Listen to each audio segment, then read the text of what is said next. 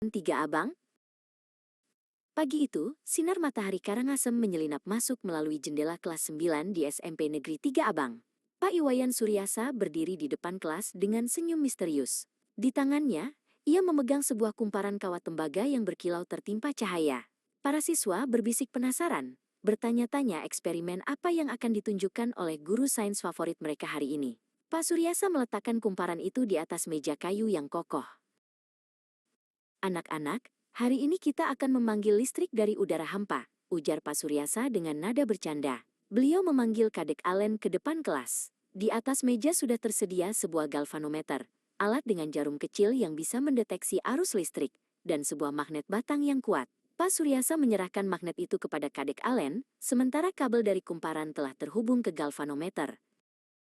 Kadek Allen memegang magnet itu dengan ragu. "Masukkan magnetnya ke dalam kumparan dengan cepat, Allen," instruksi Pak Suryasa.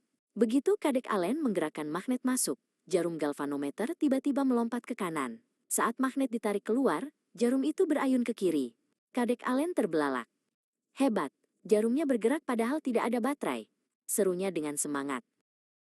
Pak Suryasa menjelaskan bahwa fenomena ini disebut induksi elektromagnetik.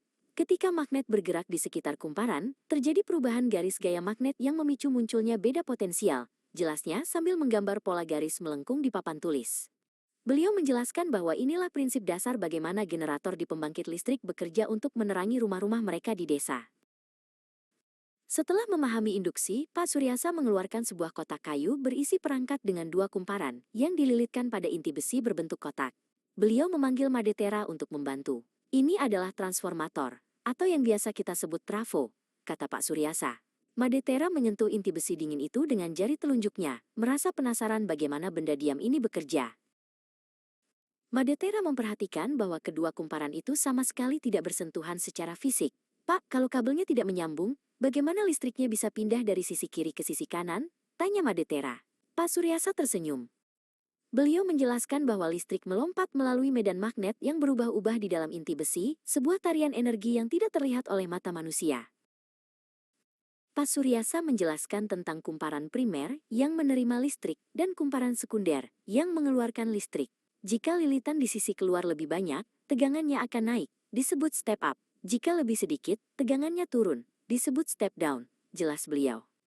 Beliau menggunakan analogi tangga untuk memudahkan Madetera dan teman-temannya membayangkan perubahan tegangan tersebut. Untuk membuktikannya, Pak Suryasa menghubungkan sebuah lampu kecil ke kumparan sekunder.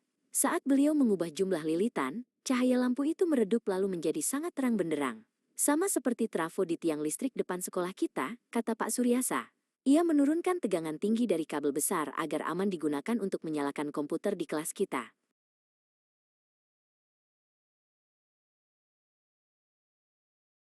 Kadek Allen dan Madetera melihat keluar jendela, ke arah tiang listrik yang berdiri tegak di pinggir jalan SMP Negeri 3 Abang. Sekarang mereka mengerti bahwa kotak besi besar yang tergantung di sana bukanlah sekadar hiasan. Di dalamnya, terjadi keajaiban induksi elektromagnetik yang memastikan mereka bisa belajar dengan nyaman menggunakan lampu dan kipas angin.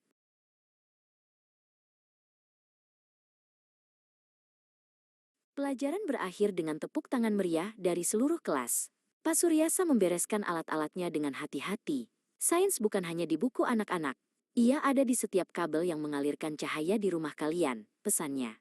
Kadek Allen dan Madetera meninggalkan kelas dengan rasa bangga, membawa pulang rahasia besar tentang kekuatan tak terlihat yang menggerakkan dunia.